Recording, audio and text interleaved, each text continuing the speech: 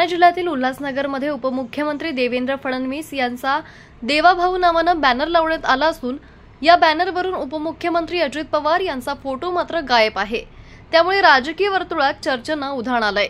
उल्हासनगरच्या कॅम्प 3 मधील हिरा घाट चौकात लावण्यात आलेल्या या बॅनरवर उजव्या कोपऱ्यात पंतप्रधान नरेंद्र मोदी आणि महाराष्ट्राचे मुख्यमंत्री एकनाथ शिंदे यांचे फोटो आहेत। तसंच उपमुख्यमंत्री देवेंद्र फडणवीस यांचा फेटा घातलेला मोठा फोटो बॅनरच्या मध्यभागी असून देवेंद्र फडणवीस यांना देवाभाऊ अशी उपाधी देण्यात आली आहे।